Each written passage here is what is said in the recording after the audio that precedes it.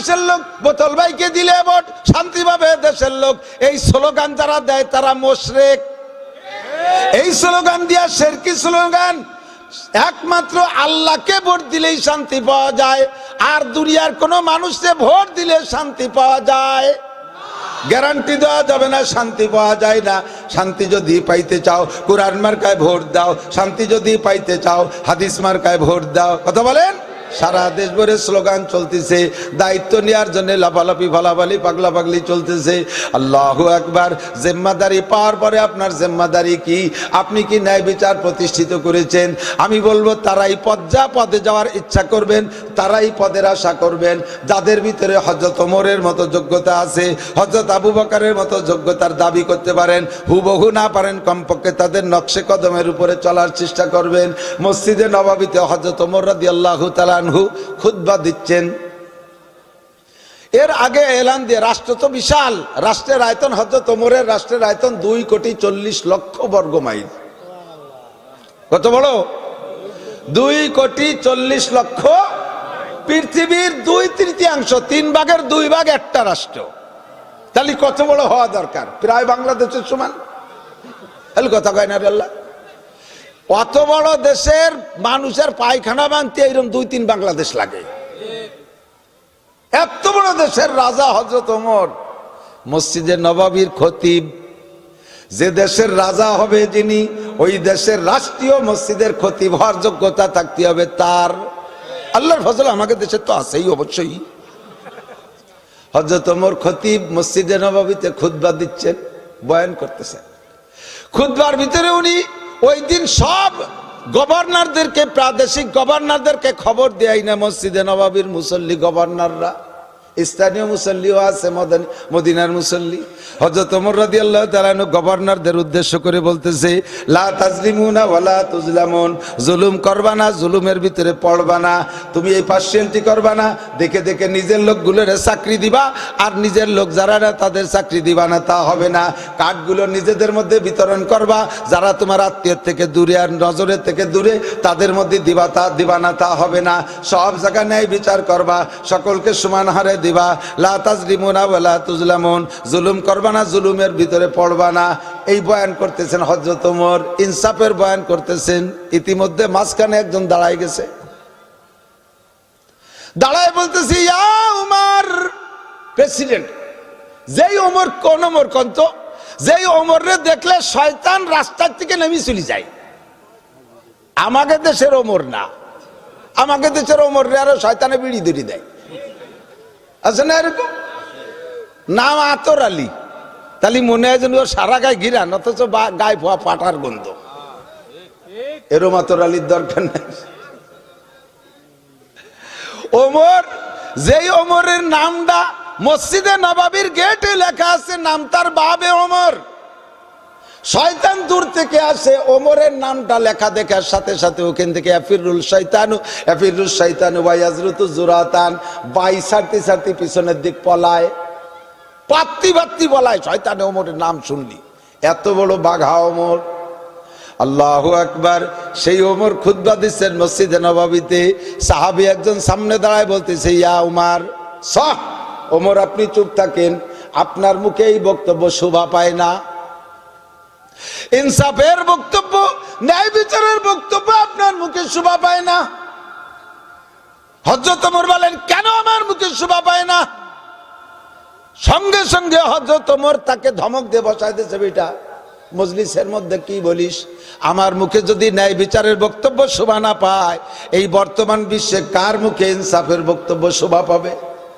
লোকটারে ধমক দিয়েছে, লোকটা ভয়তে বইসা পড়ছে। সঙ্গে সঙ্গে হযরত ওমর রাদিয়াল্লাহু তাআলা আনহুর ছেলে আব্দুল্লাহ ইবনে ওমর রাদিয়াল্লাহু তাআলা আনহু ইত্তেবায়ে সুন্নতের 1 নম্বর যারা ছিল, তার ভিতরে আব্দুল্লাহ ইবনে ওমর একজন। নবীর সুন্নত যতগুলো, একটা সুন্নতকে চুল পরিমাণ ছাড়েন নাই হযরত আব্দুল্লাহ ইবনে ওমর। যুবক মানুষ, যৌবনকাল থেকে, ছেলেবেলায় থেকে নবী পাককে পেয়েছে, আর ছেলেবেলার থেকে তৈরি হয়ে গেছে, নবীর একটা সুন্নত ছাড়বে না। আমার যুবকরা, কিয়ামতে যদি হযরত ওমরের সাথে হাসান হুসাইনের সাথে জান্নাতে যাইতে চাও, সাইয়্যিদাই সুবহানিল জান্নাহ, জান্নাতি যুবকদের নেতা হাসান হুসাইন, তাদের সাথে যদি জান্নাতে যাইতে চাও, এখন থেকে তুমি প্রস্তুতি নাও। বুড়ো হলে ভালো হবা, বুড়ো হলে তোমার ভালো হতে বলা লাগবে না, বুড়ো হলে এমনি ভালো হয়ে যায়। এই বুড়োরে যদি কই যে কাকা আর ডাকাতি করবেন না, তাহলে কি কোয়া লাগে নাকি? ওনার ডাকাতির বল আছে। যৌবনকাল থেকে রেডি হয়ে যাও। আব্দুল্লাহ ইবনে ওমর এত বড় সুন্নতের অনুসারী ছিলেন, নবী পাক রাস্তায় হাঁটতে হাঁটতে কদ্দুর যে যে জায়গা বসে জীবনে একবার পেশাব করছে। হযরত আব্দুল্লাহ ইবনে ওমর যদি সেই রাস্তা দিয়ে হাঁটতেন, ওই জায়গা যে টের পাইছে যে এই জায়গা নবী পেশাব করেছেন, আমি দেখেছি, ওই জায়গা যে পেশাবের ভান করে বসতেন, পেশাব আসলে পেশাব করতেন, না এমনি খানিক বইসে থেকে চলে আসতেন। সাথীরা জিজ্ঞেস করলেন, হযরত ও জায়গা বসলেন কেন? কয় আজকে যেমন আপনারা আমার সাথে হাঁটতেছেন আর আমিও হাঁটতেছি, আমরা একদিন আপনারা ছিলেন না, আমরা একদিন নবী পাকের সাথে এই রাস্তায় যে হাঁটতে ছিলাম, এই জায়গা আসলে নবী আমাদেরকে এই জায়গা দাঁড় করে রেখে ওই জায়গা যে বসে পেশাব করেছিলেন, আমিও সেই জায়গা গিয়েছি। আপনি তো পেশাব করেন নাই, কেন গেলেন?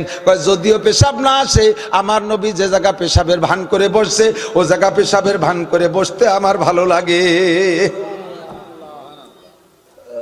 বাপ যেমন ওমর, ছেলে তেমন আব্দুল্লাহ ইবনে ওমর। আব্দুল্লাহ ইবনে ওমর দাঁড়িয়ে বলতেছেন, আব্বাজান। উনি টের পাইছে, হযরত আব্দুল্লাহ ইবনে ওমর টের পাইছে ওই লোকটা কি জন্য বাপরে এই বক্তব্যের ভিতরে বাধা দিয়েছে। উনি টের পাইয়া বাপরে বলতেছে, আব্বাজান ধমক দিয়ে বসাই দিয়ে আপনার ঠিক হয় নাই। আমার জানা মতে নবী পাকের সাথে প্রথম যেদিন আপনি নবী জান্নাতে যাবেন, ওই দিন যেই 10টা লোককে নবী সাথে করে নিয়ে জান্নাতে যাবেন, তার ভিতরে রোল নাম্বার 2 হলেন আপনি। আপনারে জান্নাত থেকে ঠেকানোর কেউ নাই। ওই লোকটা আজকে যে কারণে আপনাকে ইনসাফের বক্তব্যে বাধা দিয়েছে, নিশ্চয়ই তার ভিতরে, নিশ্চয়ই তার অন্তরে তার জানা আছে আপনার মধ্যে ইনসাফের কোনো ত্রুটি আছে, ওই ত্রুটিটা তার জানা আছে। কিয়ামতে আপনাকে জান্নাতে যাওয়ার ঠেকানোর জন্য কেউ নাই। ওই লোকটা যদি আপনাকে সেই দিন আল্লাহর কাছে মামলা দেয়, আল্লাহ ওমর বেইনসাফি করেছে, এই মামলা যদি দেয়, আপনার জবাব দিয়ে সেরে যেতে পারলেও কিছুক্ষণ সময় নষ্ট হবে। নবী 9 জন নিয়ে বেহেশতে চলে যাবে, আপনার যাইতে দেরি হয়ে যাবে। কাজে সেই দিনের জন্য কাজ বাধায় রেখেন না, এক্ষুনি তার কাছ থেকে আপনার শোনা উচিত তার আপনার উপরে তার অভিযোগ কি। কথা বলেন ঠিক কি ঠিক না? বলার সাথে সাথে যে মানুষ যেমন শক্ত, ওই মানুষ ওইরকম নরম। তবুও তাৎক্ষণিকভাবে রাগরে হজম করে পারতেছে না, কারণ প্রায় 1-150 গভর্নর সামনে, তার ভিতরে যদি প্রেসিডেন্ট বলে আপনার মুখে ইনসাফের বক্তব্য শোভা পায় না, বলেন তো চেহারা লাল হয় কিনা? আরে ওমর তো ওমর, আমাদের এই দেশের ওমরকে সামনে কলিবার তারে ধরে পিঠ মুড়াই দিয়ে গুগু মুড়াই দিয়ে বেড়িতে বেড়িতে নিয়ে থানায় আটকায় দিবে না, ঠিক না? তো হযরত ওমর কষ্ট করে একটু সামলাইলেন। এবার বলতেছে, বাবা আমার মিজাজ এখনো ঠান্ডা হয় নাই, তুমি লোকটার কাছে জিজ্ঞাসা করো আমার মধ্যে কি ত্রুটি পাইছে বিদায় কথা বলতেছে। হযরত আব্দুল্লাহ বলতেছেন, বাইরে উনিও চেষ্টা করলে পারতেন যে থামাই দিয়ে ঘরের মধ্যে নিয়ে শুনবে, যেহেতু লোক সমাজের ভিতরে উনি অভিযোগ করছে, কাজেই সকলের মনটা ফ্রেশ করে দিতে হবে। এই জন্যই প্রেসিডেন্টের মোকাবেলায় মামলা যে দেশে, সেই ফরিয়াদির কথা উনি জায়গায় দাঁড়াই শোনার ইচ্ছা করলেন। বললেন, ভাই তুমি দাঁড়াই বলো আমার আব্বার মধ্যে বেইনসাফির কি দেখেছো, এখনই তার সমাধান হবে। লোকটা দাঁড়িয়ে বলতেছে, ও আব্দুল্লাহ, গত শনিবারে তোমার আব্বা রিলিফের কাপড় বিতরণ করছে, অন্য দেশ থেকে আসা রিলিফের কাপড়, পিস কাপড় আসছে, আমাদের সকলকে এক পিস করে কাপড় দিছে। ওই কাপড় পিস কাটা পিস এতটুক ছিল, যার এক পিস কাপড়ে একজনের গায়ে জামা হয় না। যার কারণে দেখো গত শনিবারে কাপড়ের জামা আমাদের কাহারও গায়ে নাই। একটা কাপড় হলিও তো কেউ জামা বানাইতো, আমরা সেই কাপড় দিয়ে জামা বানাইতে পারি নাই। আমাদের মধ্যে সবচেয়ে বেটে লোকটার গায়ে এক পিস কাপড়ে জামা হয় না, কাজে সেই কাপড় দিয়ে জামা বানাইতে পারি নাই। হে আব্দুল্লাহ, তোমার আব্বা ওমর আমাদের মধ্যে সবচাইতে লম্বা, অথচ উনার গায়ে সেই শনিবারে কাপড়ের জামা দেখতেছি। নিশ্চয়ই আমাদেরকে এক পিস দিয়ে উনি 2 পিস নেছে, 2 পিস না হলে ওনার জামা হয় না। নিজে 2 পিস জামা নিয়া আমাকে এক পিস কাপড় দিয়া, নিজে 2 পিস কাপড় নিয়া আমাদের এক পিস কাপড় দিয়া, আবার উনি ইনসাফের বক্তব্য দেয়। বলো আব্দুল্লাহ, উনার মুখে ইনসাফের বক্তব্য শোভা পায় কিনা?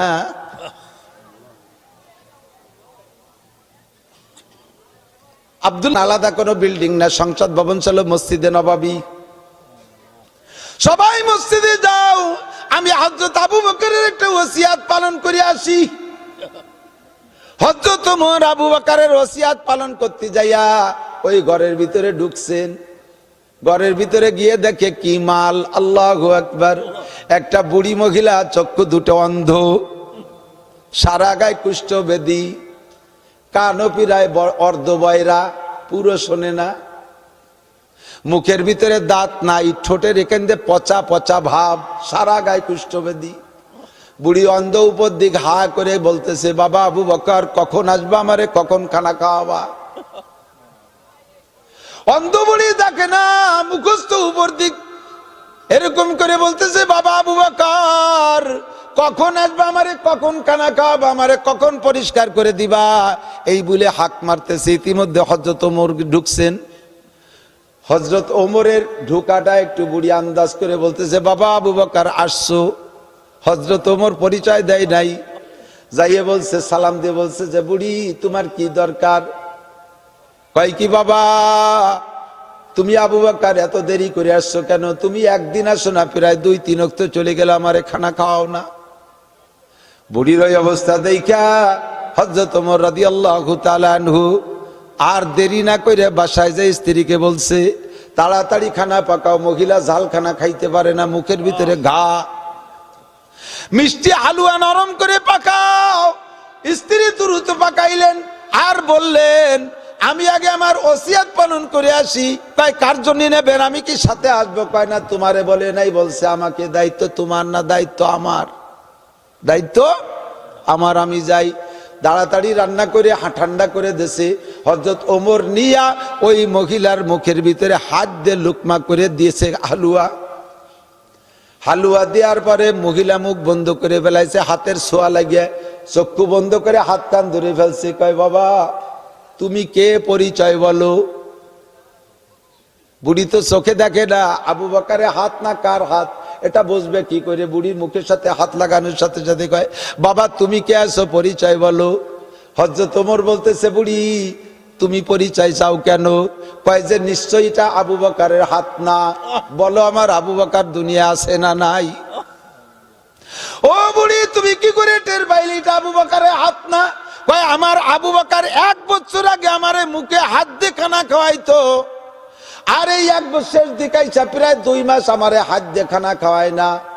আমার আবু বকর আইছে আমারে খানা খাওয়ায় না, আমার বিছনা পরিষ্কার করে দেয়, আমার কাপড় পাল্টায় দেয়, আমারে ধুয়ে মুছে সাফ করে, তারপরে খানা খাওয়ায়। শেষের দিক 2 মাস আমারে হাত দিয়ে খানা খাওয়ায় না, নিজের মুখের মধ্যে খানা নিয়া ওইটা আমার মুখের মধ্যে দেয়। হাতে ছোঁয়া লাগলে আমি মুখে ব্যথা পাই, তার জিহ্বে দিয়ে আমারে খানা খাওয়ায়। ও বাবা হাত দেখে আমি টের পাইছি এটা আবু বকর না, বলো আমার আবু বকর আছে না নাই? হযরত ওমরের ভিতরে এমনি আবু বকরের বিরোধ জ্বালা চলতেছে। বুড়ির মুখে এই কথা শুনে আবু বকর একটা চিৎকার মেরে বলে, বুড়ি আমি এর চাইতে বেশি খেদমত করতে পারবো না, আমি এতটুকুই পারবো। আল্লাহু আকবার। তোমার আবু বকর আজকেই ইন্তেকাল করেছে, তারে দাফন করে আমি তোমার জন্য খেদমতের জন্য আসছি। আমি আবু বকরের ওসিয়াত হিসেবে আসছি। আবু বকর যা পারছে দুনিয়ার কেউ তা পারবে না, আমার দ্বারা আদৌ সম্ভব না। তোমার আবু বকর দুনিয়া থেকে চলে গেছে, আমার হাতের খানা নাও। বুড়ি আবু বকর চলে গেছে খবরটা শুনে একটা চিৎকার মেরে বিছানা থেকে যেন আধা উঁচু হয়ে গেছে। এই দুর্বল বুড়ি লাফ দিয়ে উঠে গেছে, আর একটা চিৎকার মেরে কলিজা ফাইটা বুড়ি মারা গেছে। আবু বকরের খানার পরে আর ওমরের খানা বুড়ির মুখে যায় নাই। আল্লাহ নবী বলেন, ইজা কানা উমারুকুম কিয়ারাকুম, যখন তোমাদের নেতারা হবে এরকম ভালো মানুষ, নেতারা হবে ভালো মানুষ, শুধু আমাদেরকে প্রলোভন দিয়ে ভোট নিয়ে যায় তা না, নেতারা যদি হয় এই চরিত্রের ভালো মানুষ, ও আগনিয়াকুম সুমহাকুম, তোমাদের ধনীরা যদি হয় দিনদার, ধনীরা যদি হয় দানবীর, ওমুরুকুম শুরা বাইনাকুম, সব কামকাজগুলো যদি পরামর্শ সাপেক্ষে হয়, ফাজাহরুল আরদে খায়রুম মিন বাতনিহা, তখন তোমাদের জন্য দুনিয়ায় বেঁচে থাকাটা মরার চাইতে উত্তম হবে। মরতে চাইবা না, তখন আল্লাহর কাছে হায়াত চাইবা। আল্লাহ তুমি আমাদের নেতারে হায়াত বাড়াই দাও, এরকম নেতার ছায়াতলে আমরা থাকতে চাই। কথা বলেন ঠিক ঠিক না? রাতের বেলা বেরোইছে হযরত ওমর ছদ্মবেশে, রাতের বেলা হযরত ওমর ছদ্মবেশে বেরোইছে। হায়াতে সাহাবার ভিতরে, হেকায়াতে সাহাবার ভিতরে তবলিগালারা পড়ে থাকেন। পড়ছেন না? রাতের বেলা বের হইছে, চলে গেছে বাহিরে, যাইতে যাইতে যাইতে যাইতে জঙ্গলের ভিতরে, জঙ্গলি এলাকায় চলে গেছে। আল্লাহু আকবার। গিয়ে দেখে একজন মহিলা হাড়িতে চুলার উপরে হাড়িতে পানি জ্বালাইতেছে। কচি কচি বাচ্চারা পাশ দিয়ে বসে কাঁদতেছে, বাচ্চারা কান্নাকাটি করতেছে। মহিলা তাদেরকে খাবারের সান্ত্বনা দিয়া ওই চুলার ভিতরে, চুলায় যে হাড়ি আছে আর চুলায় আগুন আছে, ফুয়াইয়া আগুন জ্বালাইতেছে। আর বাচ্চাদেরকে বলছে, বাবা একটু অপেক্ষা করো, রান্না হবে, খানা খাইবা। এই করে বাচ্চারা কান্নাকাটি করতেছে। করতে করতে করতে করতে বাচ্চাগুলো ঘুমাই গেছে। ইতিমধ্যে হযরত ওমর যে বলতেছে, মহিলা আমাকে যদি অনুমতি দাও, আমি একটু কাছে এসে দুটো কথা জিজ্ঞাসা করি। মহিলা বললেন, ঠিক আছে, আপনি আসেন। কে? কাছে গেছে, যাইয়া বলতেছে, কি তুমি এই হাড়িতে কি করো? কয়, হাড়ির ভিতরে আমি পানি জাল দেই, বাচ্চাদের কোনো খাবার নাই, কান্নাকাটি করতেছে, আমি পানি জাল দিয়ে তাদের খাবার প্রলোভন দিয়া সান্ত্বনা দিয়ে ঘুমাই দিয়েছি, এখন হাড়িটা নামায় আমিও ঘুমিয়ে যাব। আল্লাহু আকবার। এবার হযরত ওমর বললেন, তাহলে তুমি এই বাচ্চাদেরকে না খায় এভাবে ঘুমায় রাখো কেন? তাদের খাবার কোনো ব্যবস্থা করতে পারো নাই? কয়, আমার জন্য আমার জায়গা নাই, জমি নাই, আমার স্বামী ইনকাম করতে পারে না, বরঞ্চ স্বামী আমার নেই, বাচ্চাগুলো এতিমকে রেখে চলে গেছে, আমার এখন কি উপায়? কিয়ামতের ময়দানে খলিফাতুল মুসলিমিন ওমরের নামে মামলা দেব, কিয়ামতের ময়দানে খলিফাতুল মুসলিমিন ওমরের নামে মামলা দেব। ওমর এই দেশের রাজা হইয়া আমাদের খবর নেয় না, কিয়ামতে মামলা দেব। এবার হযরত ওমর বললেন, বুড়ি তাহলে অপেক্ষা করো, মহিলা অপেক্ষা করো, আমি দেখি তোমার জন্য কোনো ব্যবস্থা করতে পারি কিনা। উনি তখনও পরিচয় দেয় না যে উনি হযরত ওমর। মহিলা তো ওমরে চেনে না, এমনি এমনি মামলা দেবে। হযরত ওমর যাইয়া বাইতুল মালে যাইয়া বস্তা ভরে খাবার নিছে, চর্বি নেছে, খেজুর নেছে, ময়দা নেছে, তেল নেছে, যা যা দরকার সব নেছে। বস্তা বইরে এবার গোলাম রে কয়, বস্তা বইরে ওনার গোলাম রে কয়, গোলামের নাম মাহজা রাদিয়াল্লাহু তাআলা আনহু। এর আবার আলাদা কিসসা, লম্বা কিসসা, জম্মের কালো হাবশি মানুষ। এই গোলাম রে বলতেছে, গোলাম বস্তা আমার মাথায় উঠাই দে। অর্ধ পৃথিবীর প্রেসিডেন্ট সে গোলাম রে কয়, বস্তা আমার মাথায় উঠাই দে। গোলাম কয়, খলিফাতুল মুসলিমিন, আপনি পায়খানা করলে সে পায়খানাও পরিষ্কার করার দায়িত্ব আমার, আপনার সব কিছু করার দায়িত্ব আমার, আর আমি আপনার মাথায় এই বস্তা তুলে দেব, আমার কিয়ামতে কি হবে? এটা আদৌ সম্ভব না, আমার মাথায় দেন। হযরত ওমর কয়, ও গোলাম, ওই মহিলার খাবার পৌঁছাই দেওয়ার দায়িত্ব তোমার না, তোমার দায়িত্ব আমার পায়খানা সাফ করা। পায়খানা যদি কোনোদিন করি, সাফ করে দিও। তোমার দায়িত্ব আমার কাপড় পরিষ্কার, ময়লা হলে পরিষ্কার করে দিও। তোমার দায়িত্ব আমার জুতো সোজা করার, বেকা হইলে সোজা করে দিও। কিন্তু ওই বাচ্চাদের খানা খাওয়ার দায়িত্ব তোমার না, ওদের কারণে কিয়ামতে তোমার জবাব দেওয়া লাগবে না, জবাব আমি ওমরের দেওয়া লাগবে। কাজে এই বস্তা আমার মাথায় উঠাই দাও। হযরত ওমরের মাথায় বস্তা নিয়েই নিলেন, চলে গেলেন হযরত ওমর একা একা, কেউরে সঙ্গে নিলেন না। নিয়ে মহিলাকে বললেন, মা তুমি একটু সরে বসো। দিয়েই বস্তা দিয়ে চলে আসে নাই, কয়, মা তুমি একটু সরে বসো, আমি নিজে হাতে রান্না কইরা যেই বাচ্চারা কানতে কানতে ঘুমাইছে দেখে গেছি, আমি ওই বাচ্চাদের মুখে হাসি না ফুটায় আমি যাব না। ক্ষমতা নেওয়ার জন্য লড়াপিটা করো, এমন দায়িত্ব পালন করতে পারলে ক্ষমতা নেওয়ার চেষ্টা কইরো। মহিলারে সরাই দিয়া হাড়ির ভিতরে তেল চর্বি যা যা দিয়া দরকার সুন্দর করে দিয়া, কিতাবের ভিতরে লেখে, হায়াতে সাহাবার মধ্যে লেখে, হযরত ওমরের ঘন দাড়ি চুলোর মধ্যে ফুয়াইতে ফুয়াইতে ধুমো আইসা দাড়ি একেবারে গুলা গুলা হয়ে গেছে, চোখ দিয়ে নাক দিয়ে পানি পড়তেছে, ধুমো চোখে গেলে তো পানি পড়ে। এই কান্নাকাটির ভিতর দিয়ে রান্না কইরা এরপরে মহিলাকে বলে, বাচ্চাদেরকে উঠাও। উঠাইছে বাচ্চাদেরকে, নিজ হাতে কোলের মধ্যে বসাইয়া দুইটা তিনটা বাচ্চাকে পরাণ ভরে পেট ভরে খাওয়াইয়া এরপরে তাদের সাইডা দিছে। রাতের বেলা পেট ভরে খায়া তারা খুশিতে হাসতেছে, খেলাধুলা করতেছে। হযরত ওমর বলে, আমার নিজের সন্তানরা খুশি হলে যে পরিমাণ আনন্দিত হইতাম, তার চাইতে বেশি আনন্দ পাইলাম। বাচ্চাদেরকে এবার শান্ত করে আমি বললাম মহিলাকে, এগুলো খরচ করো, আবার ফুরিয়ে গেলে তুমি আমার কাছে যাইও। জিজ্ঞেস করছে, মুরব্বী আপনার নাম কি? কইতেই চায় না, কয় না মুরব্বী একটু বলেন। আল্লাহ, মহিলা এবার বলতেছে, মুরব্বী আপনার হযরত ওমরকে প্রেসিডেন্ট না বানাইয়া যদি আল্লাহ পাক আপনারে প্রেসিডেন্ট বানাইতো তাহলে ভালো হইতো। হযরত ওমর রে আল্লাহ কেন রাজা বানাইছে? আল্লাহ আপনারে প্রেসিডেন্ট বানালে ভালো হইতো। হযরত ওমর তখনও পরিচয় দেয় নাই, কয় বাবা তুমি অমুক জায়গায় যাইবা, মাল ফুরাই গেলে যাবা, সেখানে আমারে পাইবা। আল্লাহু আকবার। মাল ফুরাই গেলে ফিরে আবার মহিলা গেছে, ঠিকানা অনুযায়ী যাইয়ে দেখে রাজ চেহারায়, রাষ্ট্রপদ মর্যাদায়, সেই রাজ সিংহাসনে বসা যে লোকটা, সেই লোকটা সেই রাতের সেই বাবরসি। বয়তে কাঁপতিছে, আল্লাহ কারে দিয়ে আমি রাত্রি ভাত রান্দায় খাইছি। ও দুস্তরে ইজা কানা উমারাকুম খিয়ারাকুম, যখন তোমাদের নেতারা হবে ভালো মানুষ। মাঝে মাঝে বলি, পুরন কথা দুই একটা সিজনালি আইসে গেলে বলা লাগে। আল্লাহু আকবার। খাজা মঈনুদ্দিন চিশতি রহমাতুল্লাহ আলাইহির নাম তো সবাই শুনছি, চিশতিয়া তরিকার মুরব্বী, ঠিক না? খাজা মঈনুদ্দিন চিশতি রহমাতুল্লাহ আলাইহির ইন্তেকালের পরে ভারতে দিল্লিতে উনার জানাজা, দিল্লির মানুষ তো, উনার জানাজায় উপস্থিত হয়েছে 16 লক্ষ মানুষ। কত? টেলিফোন মোবাইলের যুগ না, যাতায়াত ব্যবস্থা মোটেই ভালো না, লোকেশন কমিউনিকেশন কোনোটাই ভালো না, যোগাযোগ ব্যবস্থা নাই।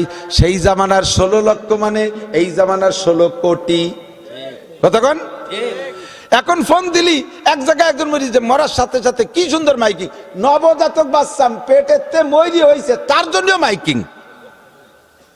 আরো যদি তা ভালো ফ্যামিলির হয়, আল্লাহ এসে গেল কয়ে যাই।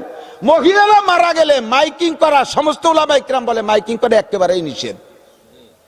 যে কেউ মারার সাথে সাথে মাইকিং করে দেশ গুলাই ফেলাই দেয়, অথচ দিন ভরে মাইকিং করার পরে মুসল্লি হয়েছে 50 জন। এত বড় মাইকিং এর কি দরকার? আর মসজিদের মাইকিং, মসজিদের মাইক যে মাইকিং করে জায়েজ করে, তাওলা মাইকরা মুফতিদের কাছে শুনে নেবেন।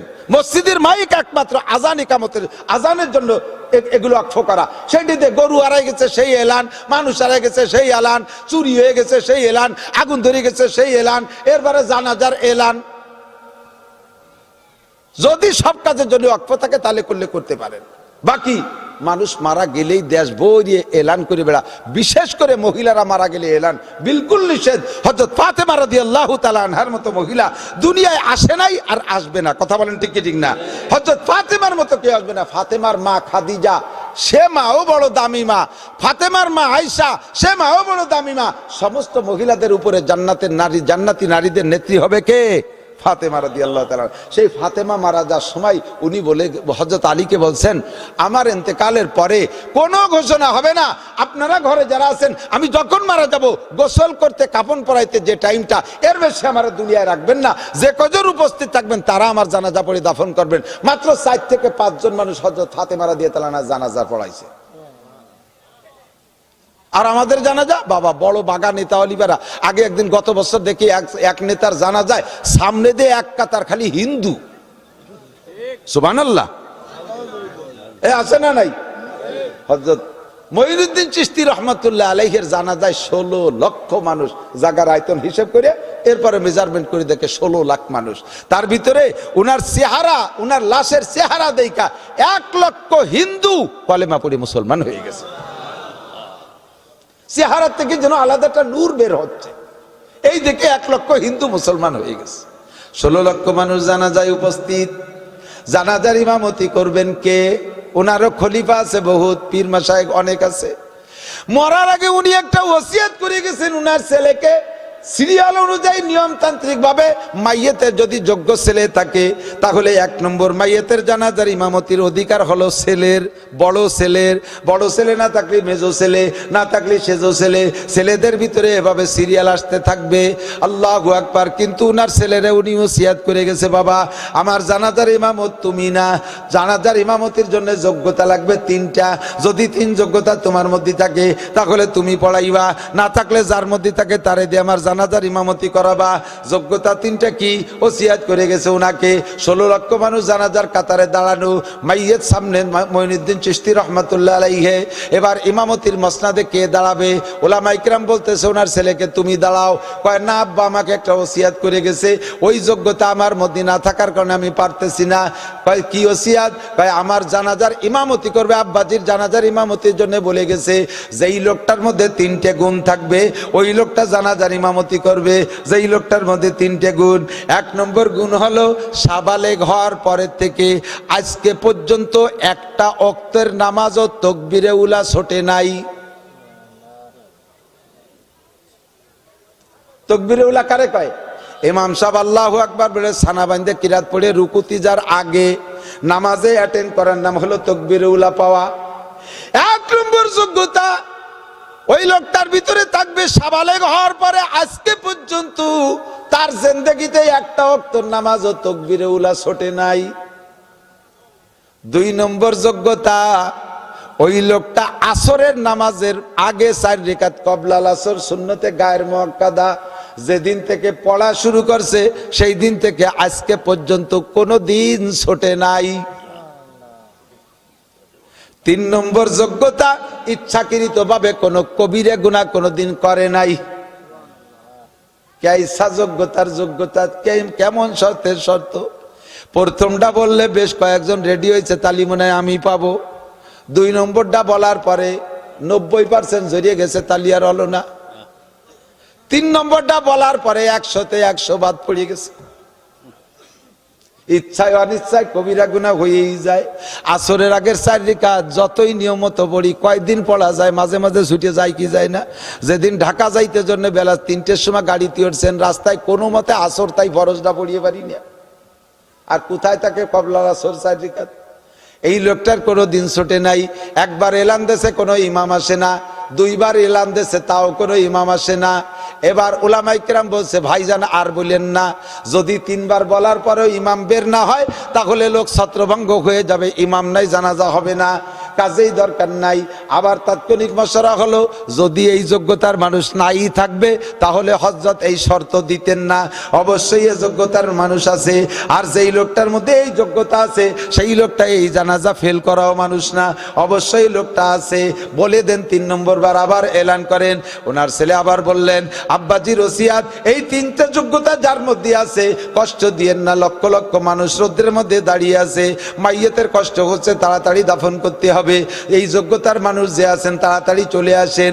যতবার এলান করছে সব মানুষ খালি এদিক ওদিক তাকায়, কে আসে কোন দিক থেকে এই যোগ্য মানুষটা খুঁজে কেউ রে পায় না। কিন্তু সামনে একেবারে সিনা বরাবর একটা লোক দাঁড়ায় আছে, ওই লোকটার কে দিক তাকায় না, ওই লোকটা শুধু নিচে হয়ে ফুফায় কাঁদতেছে।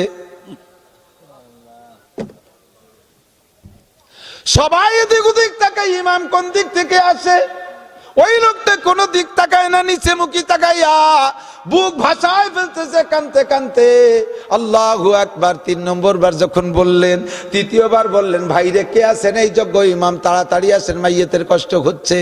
ওই লোকটা সামনের থেকে হাইটা যাইয়া হযরতের গলা জড়ায় ধরে কপালে চুমু খেয়ে বললেন এই গুণ 3টে আপনার কথা অনুযায়ী আমি অর্জন করেছিলাম, আপনি আমারে 3টে গুণ অর্জন করতে বলেছিলেন। আব্বাজি আপনার সাথে আমাকে আমার নাবালেগ কাল থেকে সম্পর্ক করে দিয়েছে, আমি সাবালেগ হওয়ার পর থেকে আপনার সাথে সম্পর্ক রাখি। এই 3টে সবক আপনি আমারে দিয়েছিলেন, আমি 3 সবক নিয়ে বড় হয়েছি। আপনি বলেছেন কোনো আমল করে মানুষকে জানাবা না, তবলিগি যাই আইসে গল্প মারবা না যে চিল্লে দিয়ে আসলাম, চরমুনায় যাই আইসে গল্প মারবা না, চার দোকানে যে আমি জীবনে কোনোদিন চরমুনাই মিস করি না। হজের থেকে আইসা তুমি গল্প মারিয়ে বেড়াবা না, হজের থেকে আইসা পোস্টারের ভিতরে আলহাজ লেখানোর চেষ্টা, মানুষকে জানানোর চেষ্টা করবা না।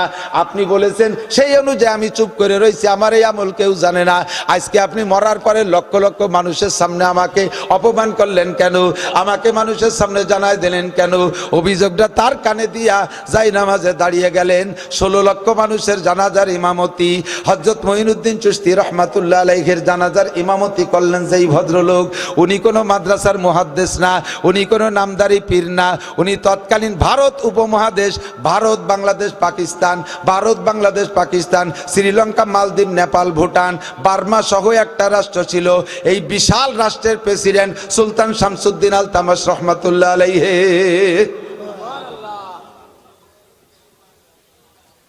ইযা কানা উমারাউকুম কিয়ারাকুম, যখন তোমাদের দেশের নেতারা হবে এইরকম ভালো মানুষ,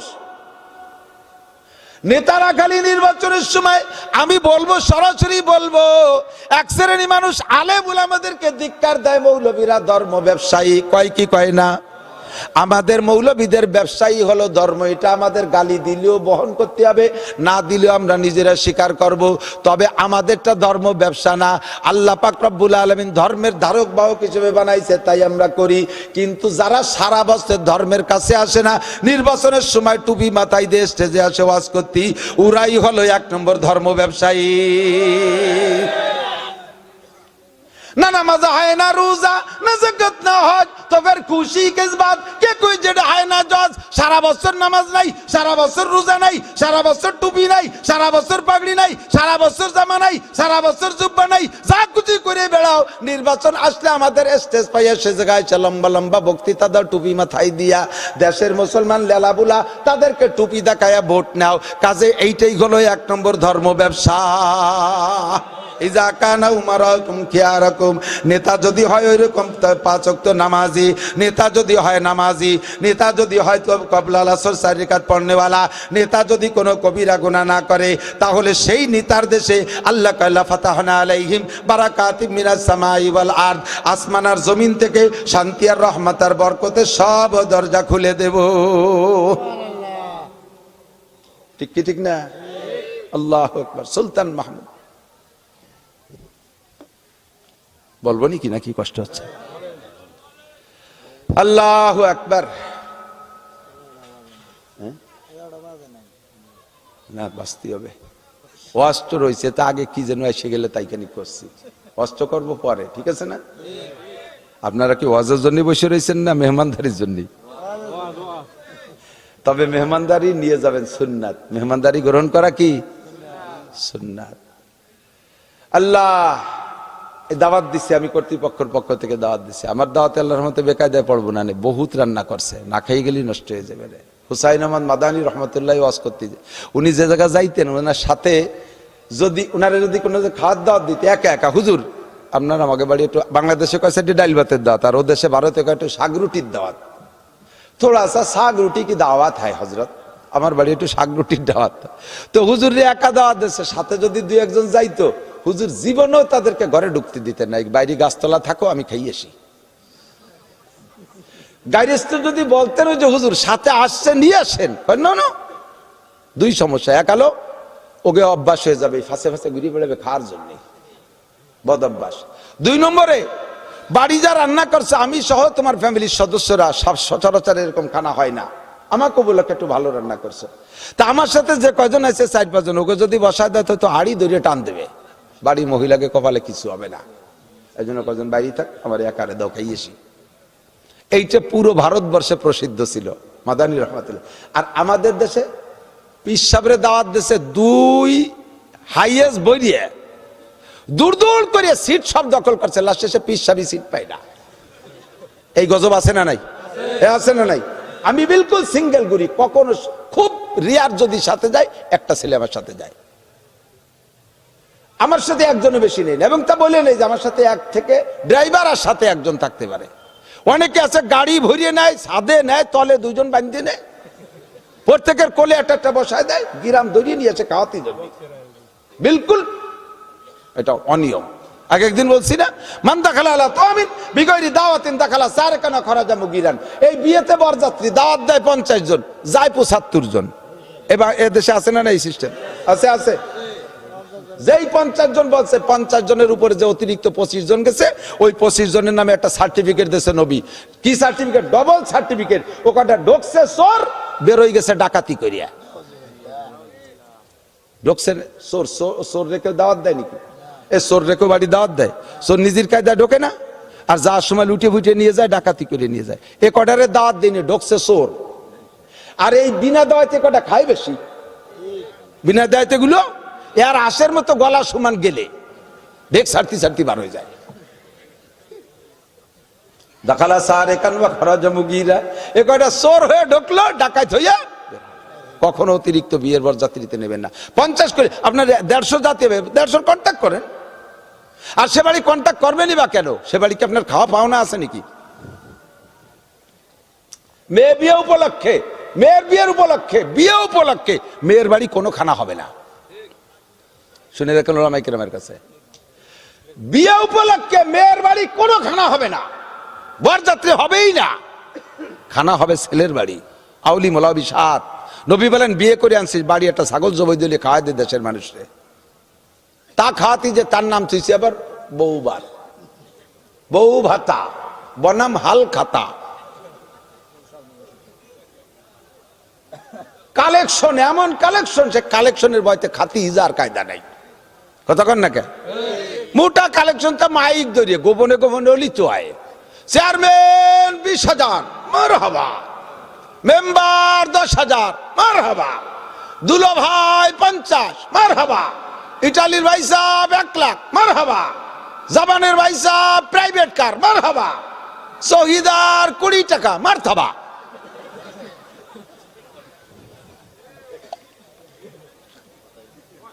শহীদার কয় কি তোর বাড়ির দ্বারা জীবনও আসবো না, চারটে খাওয়াই এই অপমান করলি, 20 টাকা না করলি কি ছিল?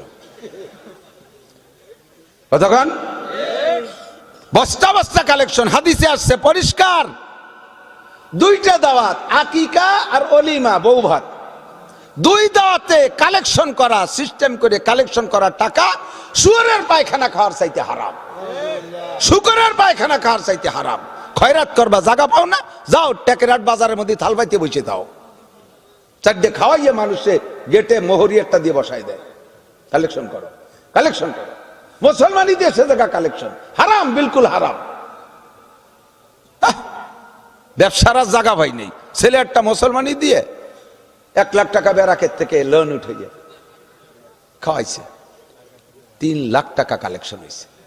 খুশিতি উস নাই, আল্লাহ কি এরবো, ছেলে মোটে একটা কি এরবো, নিজে আর একবার নিব নি মুসলমানি, ভালোই তো ব্যবসা নাও, এবার গোড়া বাড়িয়ে কেটে ফেলাও।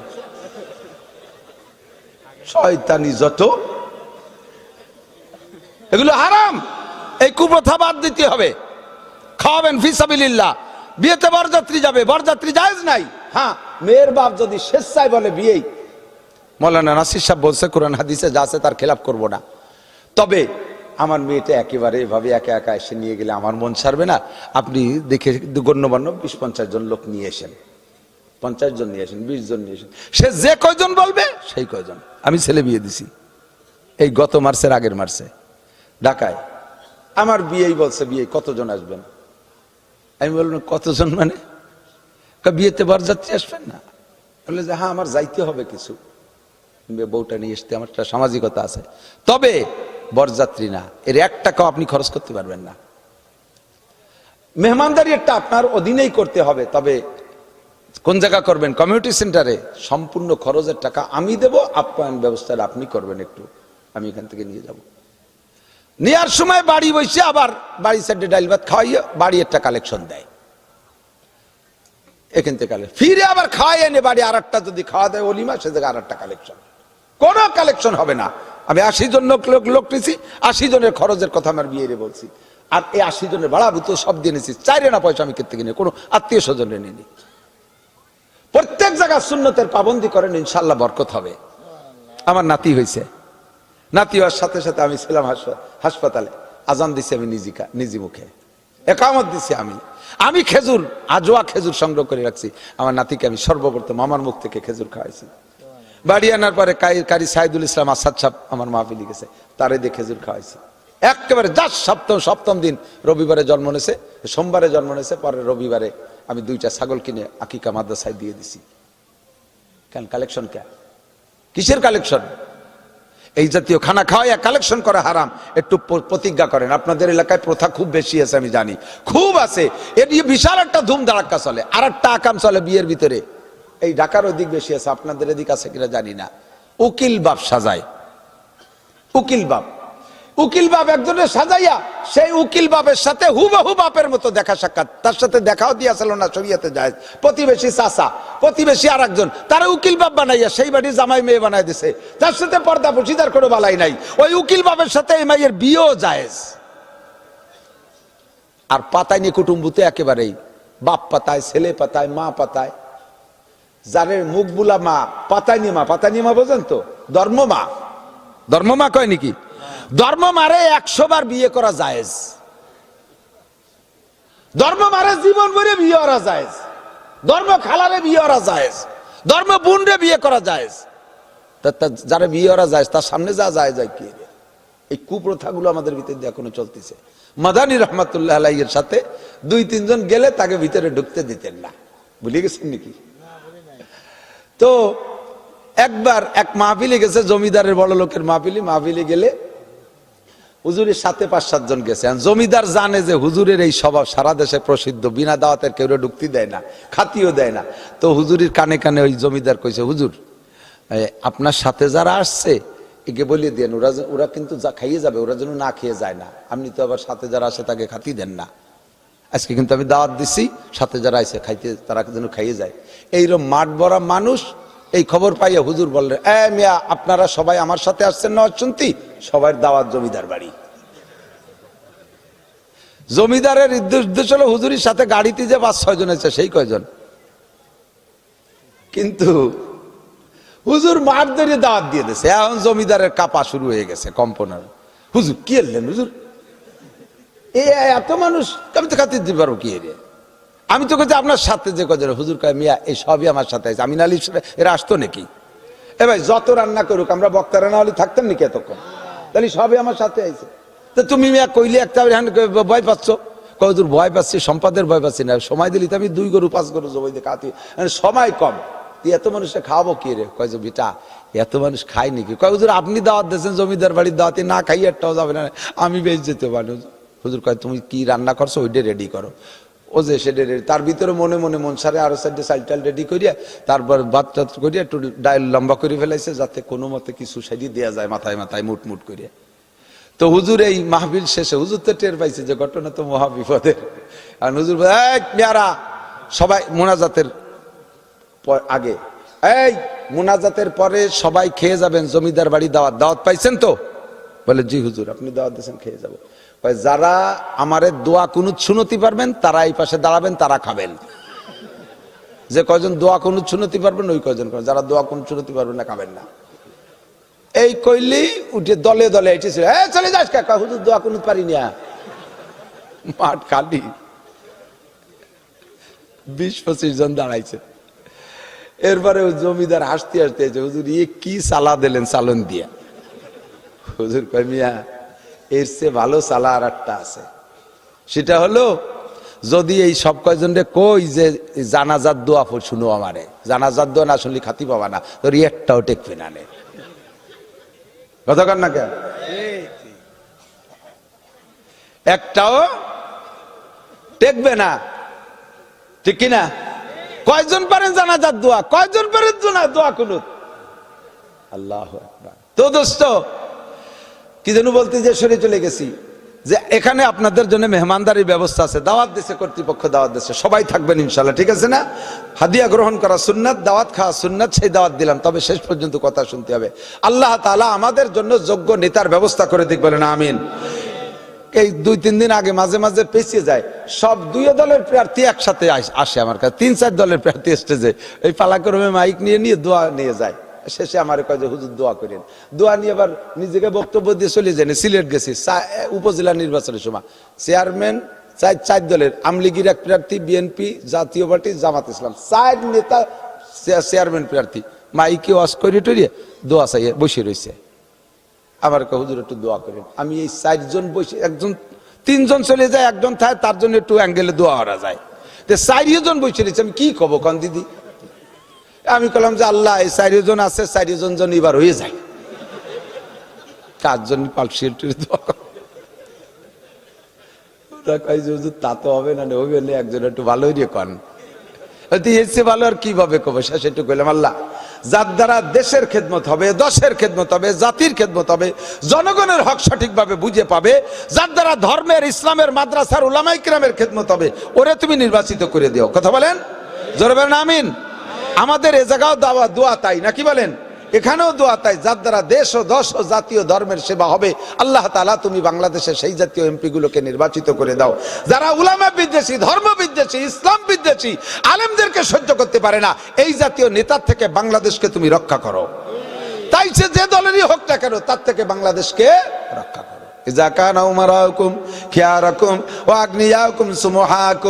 যখন তোমাদের নেতারা হবে ভালো মানুষ, 3-4টে নেতার নাম কইছি, রাতভর কইতে পারবো, হাজার হাজার গল্প জানা আছে এইরকম বাগা বাগা নেতা। যখন নেতারা হবে এরকম ভালো মানুষ, সুলতান শামসুদ্দিন আলতামাশ রহমাতুল্লাহ আলাইহি চিন্তা করতে পারেন, এত বড় দেশের রাজা হইয়া তার এক ওয়াক্ত নামাজ কাজা হয় না।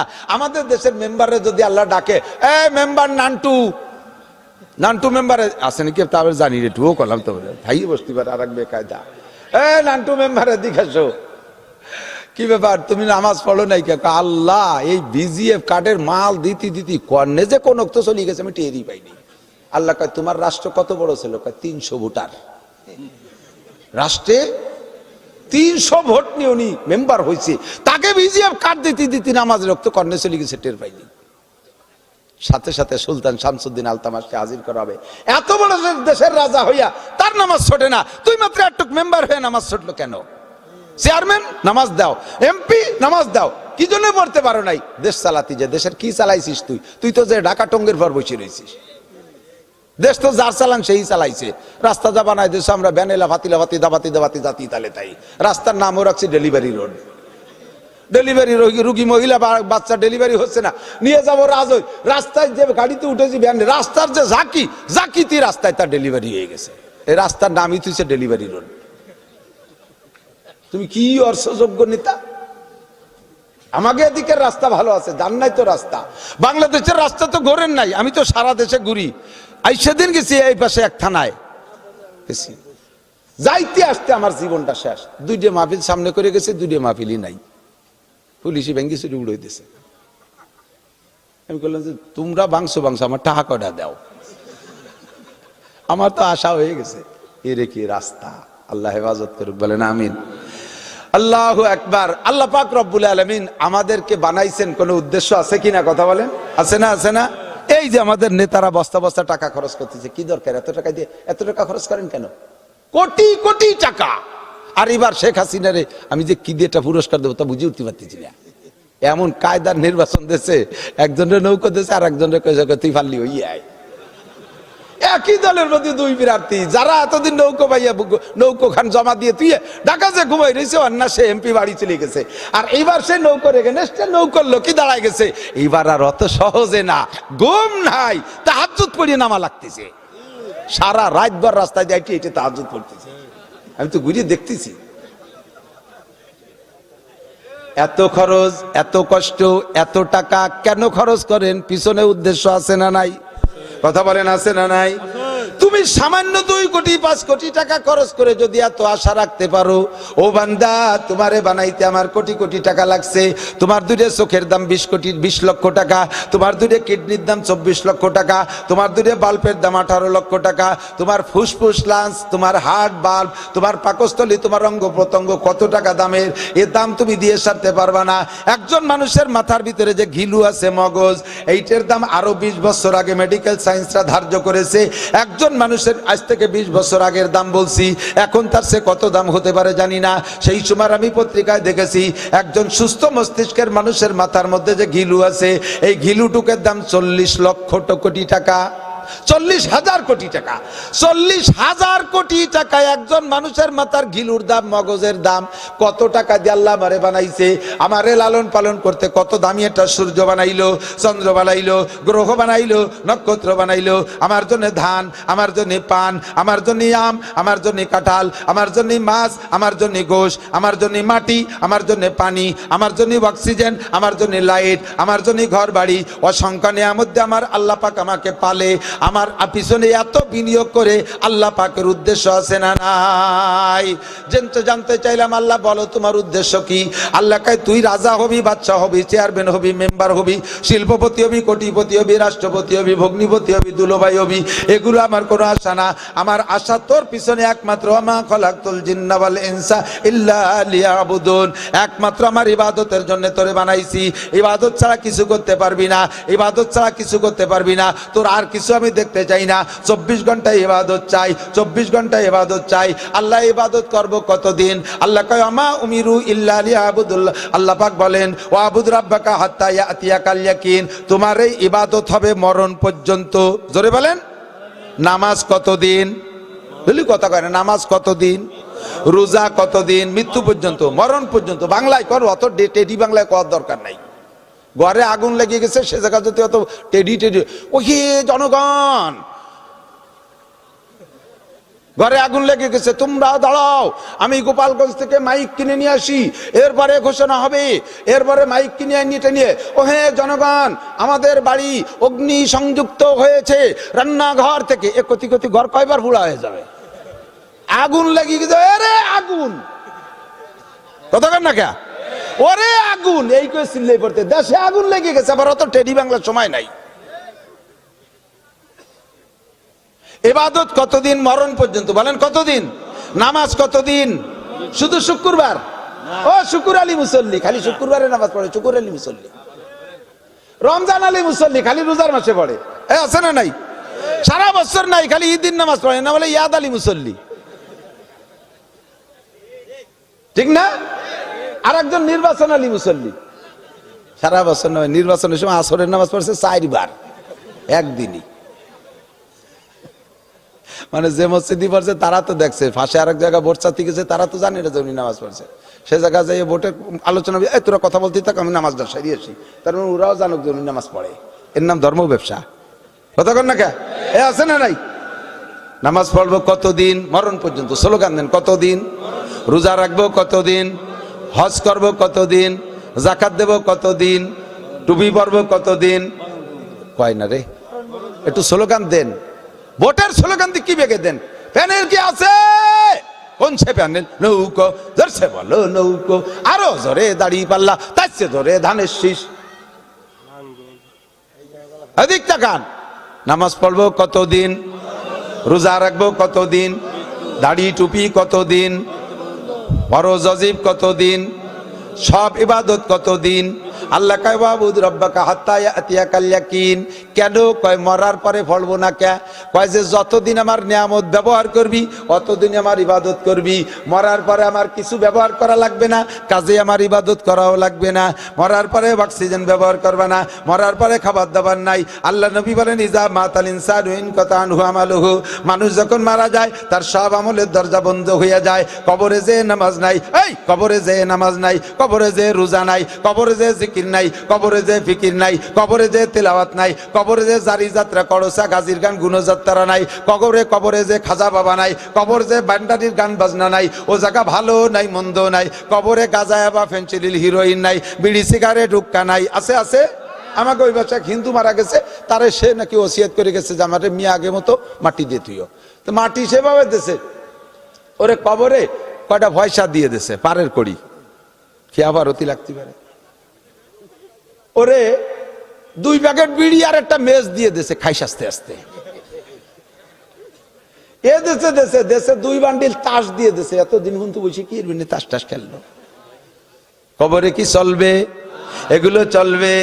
নামাজও চলবে না, রোজাও চলবে না, কিন্তু দোস্ত দুনিয়ায় যা আমল করবো ওইটা ব্যবহার চলবে কবরে, ওইটা ব্যবহার চলবে কবরে। দুনিয়ায় নামাজ পড়ছো, প্রতিদান কবরে পাইবা। আল্লাহ নবী বলেন মান হাফাজা আলাস সালাওয়াত আকরামাহুল্লাহু বিখামসি। মহিলারা, আল্লাহ নবী বলেন মান হাফাজা আলাস সালাওয়াত আকরামাহুল্লাহু বিখামসি খিসাল, যেই ব্যক্তি 5 ওয়াক্ত নামাজ পড়ে আল্লাহ তারে 5টা পুরস্কার দেয়। 1 নম্বরে ইরফান হুযিকুল আইশ, দুনিয়ায় তার অভাব থাকে না। 2 নম্বরে কবরের আযাব থাকে না, ওয়াযিকুল আইশ ওয়া আযাবুল কবর, কবরের আযাব থাকে না। নামাজের প্রতিদান তুমি কবর থেকে পাওয়া শুরু করবা। 3 নম্বরে হাসরের মাঠে ইউতিহিল্লাহু কিতাবু বিয়ামিনিহি, ডান হাতে আল্লাহ আমলনামা দিবে। 4 নম্বরে আমরু আলাস সিরাতে কালবার, বিদ্যুৎ গতিতে পুল সিরাত পার হয়ে যাইবা। 5 নম্বরে ইয়াদখুলুল জান্নাতা বিগাইরি হিসাব, নামাজের প্রতিদান আখিরাতে বিনা হিসাবে জান্নাতে চলিয়া যাইবা। জোরে কন্না সুবহানাল্লাহ। কামাই করব দুনিয়ায়, খরচ করব মরার পরে, কামাই করব দুনিয়ায়, খরচ করব মরার পরে। আল্লাহ কয় যতদিন আমার অক্সিজেন ব্যবহার করবি অতদিন তোর ইবাদত করতে হবে, যতদিন আমার খাদ্য খোরাক ব্যবহার করবি অতদিন ইবাদত করবি। ও আবুদ রাব্বাকা হাত্তা ইয়াতিয়াকাল ইয়াকিন। আল্লাহ ইবাদত করলে কি খালি আখিরাতেই দিবা না দুনিয়ায়ও দিবা? বান্দা আল্লাহকে ইবাদত করলে আমি দুই জগতে দেই। ফালিয়াবুদু রাব্বা হাযাল বাইত আল্লাযী আত'আমাহুম মিন জু ওয়া আমানাহুম মিন খাউফ। ইবাদতের প্রতিদান আখিরাতে আছে। দুনিয়া আমি রেখেছি, এই ঘরের মালিকের ইবাদত কর। এই ঘর মানে আপনার ঘর না, এই ঘর মানে মসজিদ ঘর। কতক্ষণ এই ঘরের রবের ইবাদত করো। কি হয় ইবাদত করলে? আল্লাহকে আল্লাযী আত'আমাহুম মিন জু ওয়া আমানাহুম মিন খাউফ। এই ঘরের মালিকের ইবাদত করলে তিনি সকল রুজির ব্যবস্থা করে দেয়, সব অভাব দূর, সব অভাব দূর। ওয়া আমানাহুম মিন খাউফ, এবং নিরাপদ বসবাসের ব্যবস্থা করে দেয়। নিরাপত্তার সাথে ভাই খেয়াল করেন আল্লাহ। এখন মনে কি ওই খাবার দিক নজর গেছে নাকি? না না না না, আপনারা তো খাতি আসেন নাই, আপনাদের চেহারায় বুঝতেছি ওয়াজ শুনতেছেন, খেয়াল করতেছেন তো। আল্লাহু আকবার। ওয়া আমানাহুম মিন খাউফ। যদি সব মানুষ নামাজি হয়ে যায়, সব মানুষ নামাজি হয়ে যায়, তাহলে চোর থাকবে না, ডাকাত থাকবে না, লুচ্চু থাকবে না। আপনার মেয়েটা বাড়ি থেকে কলেজে যাবে 10 কিলোমিটার ফাঁকা রাস্তা দিয়া, একটা যুবক তার দিকে ফিরে তাকাইতে সাহস পাবে না। কথা কন। তার ভিতরে আল্লাহর ভয়, তার মধ্যে কি আসবে? আল্লাহর ভয়। বলছি নাকি জানি না, এই যে মাঝে একবার গাজার ভিতরে বন্দি বিনিময় হলো না, বন্দি বিনিময় 52 দিন যুদ্ধের পরে বন্দি বিনিময় হলো। ওই বন্দি বিনিময়ের ভিতরে বন্দি বিনিময় যখন হয়, তখন একটা মেয়েকে বন্দি ছেড়ে দেয়, যখন যেই ছেলেটা ওই মেয়েটাকে নিয়ে ছেড়ে দিচ্ছে, ওদের হাতে হস্তান্তর করতেছে, ওই ছেলেটাই 52 দিন কোন জায়গায় লালন পালন করছে? ওই মেয়েটারে লালন পালন করছে। ওর খাওয়া দাওয়া, ওষুধ পাতি, চিকিৎসা, পেশাব পায়খানা, কাপড় চোপড় দেওয়া, দোয়া পোষা সব করছে একটা যুবক ছেলে। এই যুবক ছেলেটা কোন জায়গায় নিয়ে তার হেফাজত করছে? সুড়ঙ্গ মাটির নিচে 50 ফিট নিচে টানেল, সেই টানেলের ভিতরে নির্জন কক্ষে একটা ছেলে আর একটা মেয়ে। 52 দিন পরে যখন তারে বন্দি বিনিময় ছেড়ে দিচ্ছে, যুবতী মেয়ে ছেলেটারে বলছে, ভাইয়া আজ 52টা দিন আপনার মুখটা আমি দেখতে পারলাম না, আমি আজকে তো আমি চলে যাচ্ছি, শেষবারের মতো আপনার মুখখান আমাকে একটু দেখাবেন। কেন দেখবা? কয় যে আমি বেরোয় যাওয়ার পরে সিদ্ধান্ত চেঞ্জ করব, হাসরের মাঠে যাতে আপনাকে দেখে চিনি আমি, একটু মুখখান দেখান। যুবক কয় ইন্নী আখাফুল্লাহ, আমি আল্লাহরে ভয় পাই বোন। আমরা মুসলমান, আমাদের ইসলামে বলে ওয়াকুল্লিল মুমিনিনা ইয়াগুদ্দু মিন আবসারিহিম, মুমিনদের বলে দাও চক্ষু নিচু করবে। আমার চেহারা তোমারে দেখাইতে পারবো না, আমিও তোমারে দেখতে পারবো না, কিন্তু তোমার পরিচর্যার জন্য যতটুকু আমাকে অনুমতি দেওয়া হয়েছে তার বেশি আমি করতে পারবো না। তুমি আমার চেহারা দেখতে পারবা না, কিন্তু আমার তো তোমার চেহারা, তুমি যেহেতু বেপর্দা সামনে, তোমার পরিচর্যার জন্য আমার যতটুকু নজরে পড়ে ততটুক, তার বেশি আমি কিছুই না। 52টা দিন তুমি আমারে কেমন পেয়েছো? আমার কাছে যদি তুমি 52 বছরও থাকো, ইনশাআল্লাহ একই রকম পাইবা। আমি তোমার চেহারা এখনো দেখাই নাই, তখনও দেখাবো না। ইন্নী আখাফুল্লাহ, আমার ভিতরে আল্লাহর ভয় আছে। লাস্টে নিয়ে যখন গাড়িতে উঠে দেয়, তখনও মেয়েটা অবলোকন নজরে তাকিয়ে আছে, বলে বাইরে শেষবারের মতো মুখটা একটু দেখান। আপনি কে? এত বড় দামি মানুষ, এমন চরিত্রের মানুষ আমি জগতে দেখি নাই। আমার ইহুদিরা যদি পাইতো এমন একটা সুন্দরী নারীকে, একাধিক যুবকে তাকে দর্শন করতো। আমার সতীত্ব আপনি রক্ষা করেছেন। আমি নিজেও যদি জাহান্নামে যাই, কিয়ামতের ময়দানে আপনার ঈমানের সাক্ষী আল্লাহর কাছে আমি দেব। নামাজি মানুষের ঈমান তৈরি হয় ইন্নী আখাফুল্লাহ। দিনের শেষ দিন, ওই দিনটা দুনিয়া ধ্বংস হবে। ইযা ওয়াকাতিল ওয়াকিয়া লাইসা লিওয়াকাতিহা কাযিবা, ও ঘটনা ঘটবে, তার মধ্যে কোনো সন্দেহ আছে? এটাকে বিশ্বাস করা ফরজ। 5 নম্বর ওয়াল কদরি খাইরিহি ওয়া শাররিহি মিনাল্লাহি তাআলা। 6 নম্বর হলো তকদিরকে বিশ্বাস করি, ভালো মন্দ যাহা কিছু হয় সব আল্লাহর পক্ষ থেকে হয়। কথা বলেন। রোগ দেয় কে?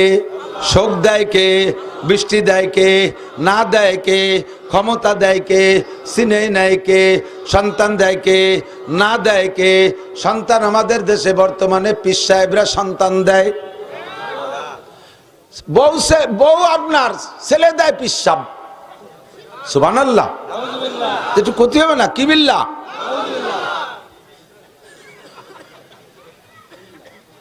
আস্তাগফিরুল্লাহ। সম্পদ দেয় পীর সাহেব, পীরের কাছে মুরিদ হলে ধনী হওয়া যায়। সুবহানাল্লাহ না? একটু ক্ষতি হবে এগুলো। ওয়ালা তুশরিক বিল্লাহ, আল্লাহর সাথে কেউ রে কোনো তাই শরীক কইরো না। আমার মজলিসে আমি যদি আনসানাখানি করি, দুরুদ ও তাসবিহ পড়ি, আমার ওই মিলাদ মাহফিলে আমার পীর বাবা হাজির হয়ে যায়। বলতে বলতে আরো কিছু বলে, এমনকি নবী পাকও বলে হাজির হয়। এগুলো সব শিরকি আকীদা, ওর থেকে ফিরে আসতে হবে।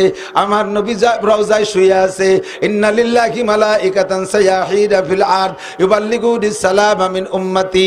নবী কে মান সাল্লাল্লাহু আলাইহি ইনদা কবরি সামিতুহু ওয়া মান সাল্লাল্লাহু আলাইহি নায়ান উবলিগতুহু। যদি কেউ আমার রওজার কাছে এসে সালাম দেয়, ওইটা আমি শুনি আর আমি তারে জবাব দেই। তুমি বান্দা জবাব শুনলেও শুনতে পারো, না শুনলে না শুনতে পারো, সবার কান্দে সবকিছু শোনা যায় না। কথা কোন ঠিক না? আল্লাহু আকবার। নবী কে আমার রওজার কাছে এসে সালাম দিলে আমি শুনি এবং জবাব দেই। তোমার যদি কান থাকে তাহলে তুমি শুনবা, না থাকলে তুমি শুনবা না। ওমান সাল্লাল্লাহু আলাইহি নায়ান, যদি কেউ দূর থেকে সালাম দেয় ওইটা আমি শুনি না। উবলিগতুহু, ওই দুরুদ আমার কাছে পৌঁছে দেওয়া হয়। নবী বললেন মাইয়ুব, সাহাবায়ে কিরাম বললেন মাইয়ুবলিগুকা সালাম ইয়া রাসূলুল্লাহ। ওগো আল্লাহর নবী, আপনার কাছে দুরুদ ও সালাম কে পৌঁছাইয়া দেয়? হুজুর কা ইন্না লিল্লাহি মালাইকাতান সায়াহিরা ফিল আরদ। আল্লাহ তাআলা কোটি কোটি পর্যটক ফেরেশতা তৈরি করে রেখেছে, ওদের আর কোনো দায়িত্ব না, ওদের আর কোনো দায়িত্ব না। শুধুমাত্র আমার উম্মত যে যেখান থেকে দুরুদ ও সালাম পড়ে, ওইটা ঠিকানা সহ, ওর নাম সহ, স্থান সহ, টাইম সহ আমার কাছে ওই ফেরেশতারা দুরুদ ও সালাম পৌঁছাইয়া দেয়। কাজেই বন্ধু, আমার নবীর দুরুদ কালেকশন করতে আমাদের মিলাদ মাহফিলে আসা লাগে? জোরে কোন লাগে? যদি বলেন লাগে, তাহলে আপনি মুশরিক হয়ে যাবেন। একই টাইমে সব জায়গায় বিরাজমান উপস্থিত থাকার ক্ষমতা একমাত্র আল্লাহর, আর কাহারও, আর কাহারও, ফেরেশতারও না, জিবরাইল মিকাইলেরও না, একমাত্র এই ক্ষমতা আমার আল্লাহর। কাজেই নবীকে ও জায়গা নিলে আপনি মুশরিক হয়ে যাবেন। লা তুশরিক বিল্লাহ, আল্লাহর সাথে কেউরে শিরিক করো না। ইন্নাশ শিরকা লা যুলমুন আযীম। আরে নবী তো দূরের কথা, আমার পীর বাবাও বলে হাজির হয়। এসব ব্যাপারে নিজেকে হেফাজত করবেন। ওয়াল কদরি খায়রিহি ওয়া শাররিহি মিনাল্লাহি তাআলা ওয়াল বাসে বাদাল মাউত। 7 নম্বর ডায়ামাদিক যুবকরা মনে রাখো। 7 নম্বর মনে আছে নাকি? পড়তেছি কিন্তু ঈমান, ঈমান কি পড়তেছি? ঈমানের তরজমা। ওয়াল বাসে বাদাল মাউত, মরার পরে আবার উঠতে হবে। কথা কয় না? কিয়ামতে উঠতে হবে কি হবে না? উঠা লাগবে। কয় মাটির তলে মাটি হয়ে যাব, কিভাবে উঠবে? আল্লাহু আকবার। আমরা প্রত্যেক দিন একবার মরি আর জিন্দা হই, প্রত্যেক দিন একবার মরি আর বাঁচি। কতক্ষণ? রাতে ঘুমের সময় কি দোয়া পড়েন? আল্লাহুম্মা ইন্নী আউযু বিকা মিনাল খুবুসি ওয়াল খাবায়েস। ঘুমের দোয়া এটা না? গুফরানাকা আলহামদুলিল্লাহিল্লাযী, কোন দোয়া? আল্লাহুম্মা বিসমিকা আমুতু। এটা কয় না রে আল্লাহ, কই যে ও ভরি নে তো গান শুনতে শুনতে ঘুমায়, তা ভুড়ি লাভ কি? মমতাজের গান, মনির খানের গান কানের মধ্যে খিল লাগাইতে ঘুমাইস না, মরণটা হয়ে